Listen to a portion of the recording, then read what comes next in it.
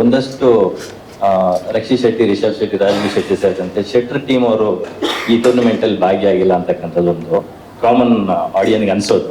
ಜೊತೆಗೆ ಅವ್ರಿಗೆ ಕೇಳಿ, ಅವ್ರು ಆಡಲ್ಲ ರೀ.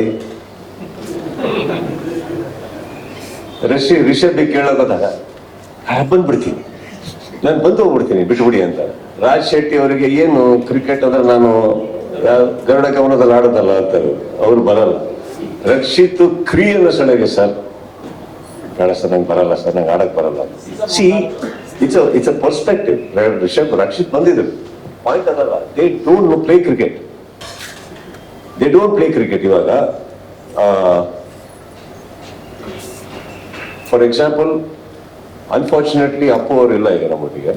ಹಿ doesn't play cricket, but he came. ನಾನು ಏನೋ ಮಾಡ್ತೀನಿ, ನಾವೇ ಅವ್ರು ಒಳ್ಳೆ ಹಾಕಿ ಆಡಿ ಹೋಗಿ ಏನೋ ಒಂದು ಮಾಡಿದ್ರು. But eventually that's what is happen. Dhananjay was not A cricketer. ಇಲ್ಲಿ ಬರಕ್ ಸ್ಟಾರ್ಟ್ ಮಾಡೋದ್ಮೇಲೆ ಅವ್ರು ಹೋಗಿ ಪ್ರಾಕ್ಟೀಸ್ ಎಲ್ಲ ಮಾಡಕ್ ಸ್ಟಾರ್ಟ್ ಮಾಡಿದ್ರು. Duniya Vijay actually is doesn't play.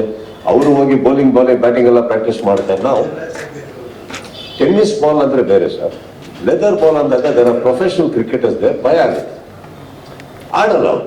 ನೀವು ಹಾಗೆ ಅನ್ಕೊಂಡಂಗೆ ಅವ್ರನ್ನ ಕರೆದಿಲ್ಲ ಅಂತ ಅನ್ಕೊಂಡ್ಲೇಬೇಡಿ. ಅವರೆಲ್ಲ ನನ್ನ ಹುಡುಗರು, ನಿಮ್ಕಿನ ತುಂಬಾ ಹಳೆ ಪರಿಚಯ. ಆ ಥರ ಎಲ್ಲ ನಮ್ಮಲ್ಲಿ ಇಲ್ಲ.